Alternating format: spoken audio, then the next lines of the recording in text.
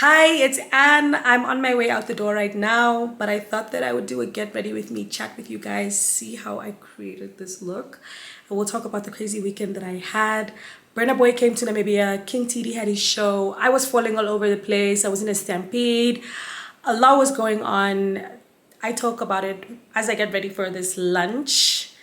And if you like it, make sure to click the like button, subscribe, and share it with everybody that you know, and I'll be back with more videos. So I'm just gonna do a little bit of light makeup while we chat a little bit about the crazy weekend that I just had. I'm actually still recovering from it emotionally. Like a lot was going on, guys. Oh my goodness. Burna Boy came to Namibia, and with him just came like this air of madness. Everybody was in such a mood. Like everyone in Windhoek at least was in such a mood. Like you could just tell something was in the air that whole day, that whole weekend kind of even, it was a really eventful, high energy weekend. And I actually ended up surviving a stampede even at the club. I don't know if you've seen that video that's trending on social media of like a stampede at the catch. I don't know when exactly that video was shot. I don't know if it's the same night of Burna, but I get it because I was there the night of Burna, and like there was something in the air. Everybody was crazy. Everybody was trying to just do the most. That's why they managed to push through the gate, bypass all the bouncers, and like get inside. And it's so funny in that video because people are literally screaming, like it's pandemonium. And I always feel like I should have known that something crazy was gonna happen and that I was gonna end up in something like a stampede, because I was already just having such a weird weekend, and I usually like see signs from the universe that like more is coming. If something weird happens to me, then I know that more is coming. And I think for me, the signs that I was getting from the universe, the first one was on Saturday, I went to UNAM Stadium and I went to King TD's SB09 Music Festival. And I'm an entertainment journalist, so I attend these events for work. I go to the show, I experience everything, have a good time or whatever, and then I will go and write about it and say this is what happened, and these so-and-so performed, and it was a great night. And actually I really had fun. Like King TD's shows are always so well organized. I remember the last one I attended as well a couple of years back before COVID was also so nice, and so I really enjoyed myself. And while I was there at UNAM, I was standing backstage like in the VIP, and I fell while I was walking like from one side to the other. I literally fell on my face. I was wearing heels, but it wasn't my fault. Okay, let me just start by saying that it was not my fault that I fell. There was like this cable that was coming from the sky like diagonally into the ground. I think it was for the people that were recording. Maybe it was electricity or something. I don't really know. But I didn't see it as I was walking away, and I like hooked my foot into it and like lunged forward. And I was literally standing like backstage where artists are standing like waiting to perform, or like people who bought VIP tickets, or just other people who are working in entertainment and in the media. So it's like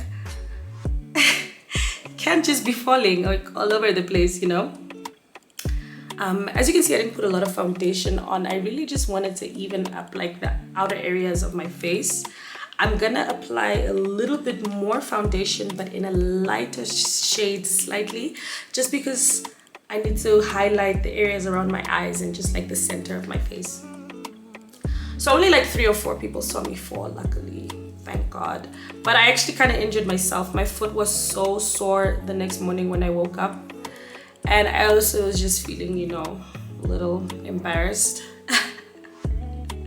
for falling, because like it was only 3 or 4 people who really saw me fall, but the guy that helped me up like, because my shoes had even come off my feet, both of them. And he like picked up my shoes so quickly, and he like tried to help me up so quickly, and I could see in his eyes that he just felt so bad for me, and I was like, I'm fine. When I got home, my foot was like so sore, and I was afraid that it was gonna be worse the next day, because I've sprained my ankle before, and I've realized that at first you don't notice, and it just like slowly gets worse and worse. So I was afraid that it wasn't a sprain, it was more around like the toe area, but I was just afraid it was gonna get worse. And the next morning it actually was worse. I was like literally limping on Sunday morning. I had to limp to go get my makeup done for Burna's show. I remember getting to Jay Aaron's place, like, because I actually had to go to the doctor beforehand, like, just to get some painkillers and just to make sure that it wasn't serious. And I limped on over to Jay Aaron's place, and Jay Aaron's just like, babe. And I'm just like, I don't know. And I still didn't see that as a sign as something weird was still coming later that weekend. You know, that's the weird thing. So I do my makeup and everything. I'm still kind of limping, but at this point I'm kind of just like forcing things, because I'm wearing these cute kitten heels, and I'm like, I'm not gonna change my outfit just because my foot hurts. Like, I really just, it's not like who I am. So I ended up limping to Burna Boy's show. But like, as I used my foot more, it actually started to get better. Either that, or I was just like so deluded about it that through sheer willpower I healed my own foot. So while I was at Burna, like I said earlier, I am an entertainment journalist, you know, so I go to events and I write about those events, and I have a media tag normally that says I'm media, which, you know, grants me kind of access to walk around and take pictures or videos or whatever. I ended up getting in a fight with a bouncer, and I really don't even know why that guy decided to fight me, because we had spoken earlier in the day, and he was like, why are you standing here? I was like standing in that area right in front of the stage, between the stage and where the crowd starts. I was standing in that area taking videos for our social media, because the newspaper posts like videos like that on their feed or on their story. So I was taking videos and stuff, and then like I write the caption and I send it over to my sub-editor, and they make sure it's good, and then they pass it on to the person that uploads it onto social media and all of that. So while I'm typing, the guy's like, why are you standing here? Because he thinks like, because I'm on my phone, I must not actually be working, you know, I must just be here to hang out and look cute. And I mean, I was there hanging out and looking cute, but it's like, I can do both at the same time, you know? And we spoke earlier in the day, and he first kicked me out, and I obliged, I left willingly. I was just like, whatever, I'm not gonna fight with you, it's fine. And then I think he felt bad, because like 5 minutes later, he like waves at me and he's like, okay, you can come back. Like, you can come and stand over here. And this was like during the day. Like, I don't even know I don't know how many people had performed by then, you know, and it was like, we were still a couple of hours away from Burna himself. And so he said, okay, you can come and stand. So I went back and I stood there, took the videos that I needed, I left, walked around the whole stadium. I was just, you know, living life, doing what needed to be done. And then in the evening, I think like just the fact that Burna was gonna be on stage soon, like I think everybody's stress levels just went up.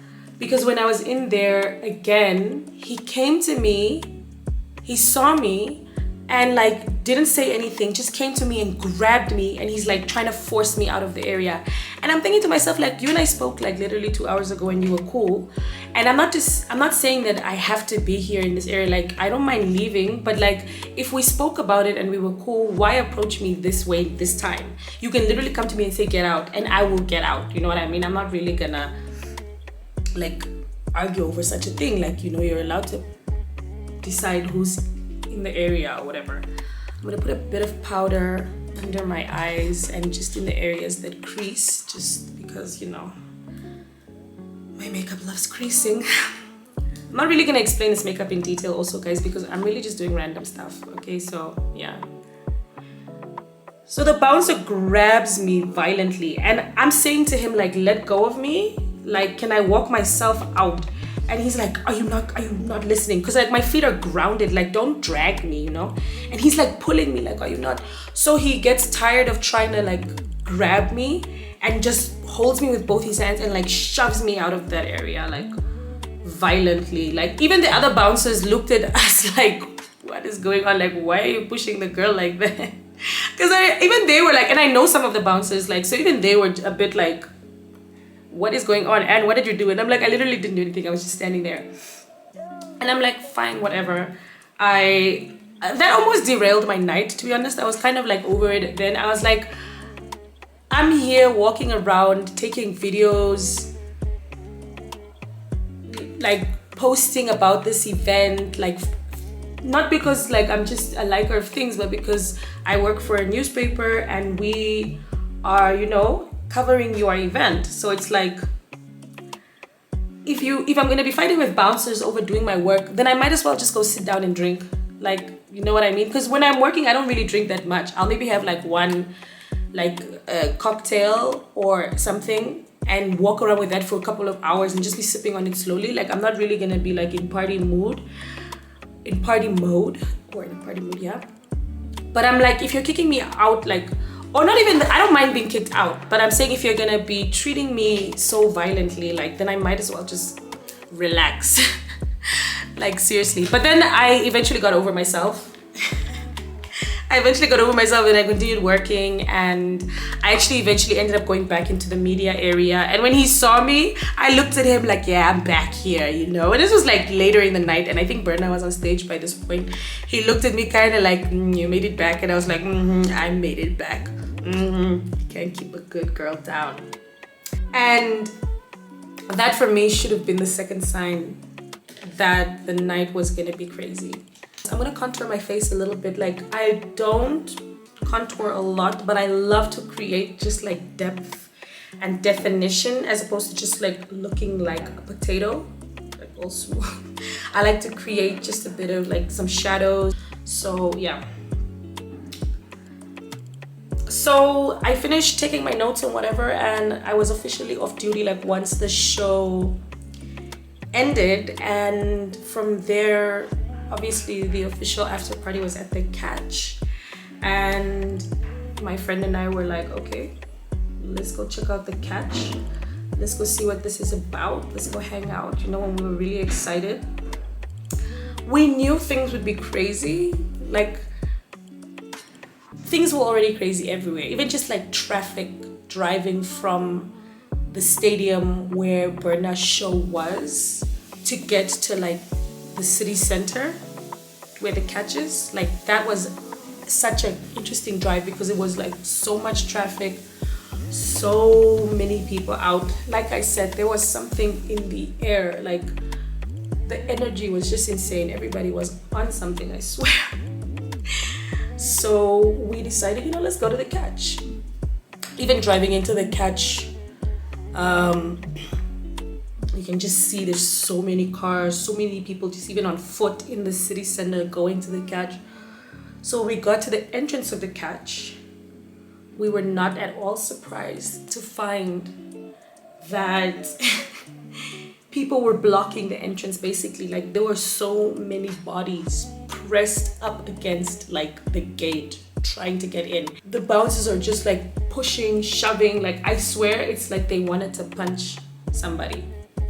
So me and my friend decided, okay, we're gonna join this. Because like when you find yourself in such a situation where there's like 50 people blocking the gate and everybody's trying to get in, the options are either you go back home or you force your way through the mob. Like, those are the only options, because it's gonna be like that for a while. So the people who are making it in are the people who are fighting their way to the front. And luckily me and my friend are like tiny, so you squeeze in, you push people. So it's crazy. At some point I can feel my feet lift from the ground and I'm not even like in control anymore. I'm just sort of going with this wave of bodies. I just think that, like, as much as I do know that I'm in the stampede by choice, like, it's definitely, I take responsibility for my participation in that, so I'm not gonna like try to shift the blame too much. But also I feel that bouncers need to learn what the protocols are for stampedes or like mobs or like large crowds that they cannot control. Because it's not like it's like 10,000 people that are in a stampede, you know. Those are the stampedes you see on TV, and it's like people are literally in these huge ass waves in the crowd, and that, you know, I can understand struggling to control that. But just like 50 people outside the catch, I feel like there are things that bouncers can do where they can disperse the crowd or like lower the amount of people that are trying to get in at a time while still protecting their clientele. I know I'm in a mob and it's chaotic and crazy and everything is just happening all at once, but I'm still just a client coming to your establishment. Like, how am I going to the club and getting shoved by the staff in that way? You know what I mean? At the end of the day, we are what you're trying to protect, aren't we the people that bouncers are protecting? Like, so why does it feel like we're the enemy sometimes? You know what I mean? Like, we are like, I feel like bouncers are also there for our protection as like attendees or patrons of an establishment. And yeah, so like I fought my way to the front and I made it into the catch through the mob. Luckily, I knew someone that was standing on the inside, like, of the catch, and they like, I reached out my hand to them, like, oh my god, get me inside, and they like pulled me through the crowd. Oh, and that club, my goodness, they really told us Burna Boy was coming, and he didn't come. The amount of people that literally were standing around with their phones out, like thinking he's like seconds away from walking into the club. Apparently he was actually outside and got tired and decided like, nah, let me just go back to sleep, or I don't know. But like, then I feel like the MC should have announced that, because so many people, but maybe they wanted people to stay and buy drinks, I guess, I don't know. Because like, the MC should tell people that, bro, like, you can't have us in the club with Burna Boy ain't coming, come on. So, I forgot to put an eyeliner. That was that, and it's like I woke up on Monday morning with my arm sprained, and the reason why I say that I should take signs from the universe is because I feel like if I had seen the signs earlier, I definitely would have been moving more carefully. I would have been more cautious. I would not have been joining stampedes or trying to fight my way into the club, you know? I mean, on the other hand, you only live once, but also, like, you know, you need to get lessons in life sometimes. Like when I fell at UNAM, I think that was definitely the universe trying to say, like, be humble, girl. Sit down, you ain't special, you know? You're not special. I know you look cute in that dress, but you ain't special. Be humble, be cautious, be careful, you know? And I wasn't paying attention. And then I was there fighting with bouncers at the stadium, and I wasn't paying attention. The universe was saying, calm down. Imagine injuring yourself just because you like things.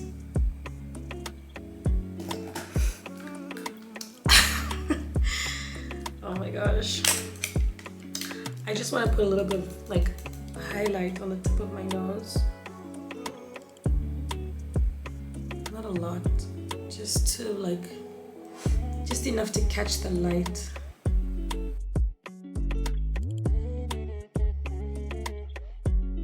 You know, I really try to take a lesson away from every situation that I'm in, and that's for me very important.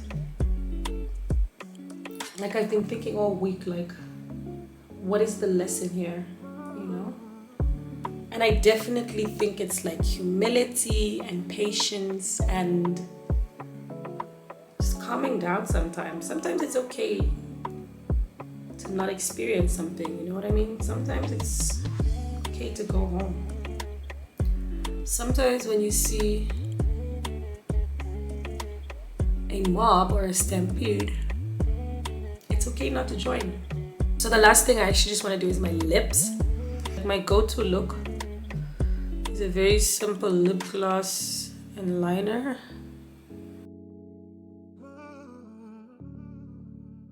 So that was my story time. Thank you so much for tuning in.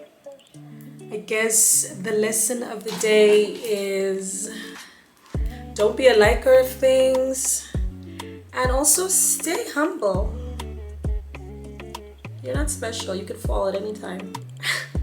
If you like me and my videos, please do not forget to like, share, and subscribe, and I will see you guys next time.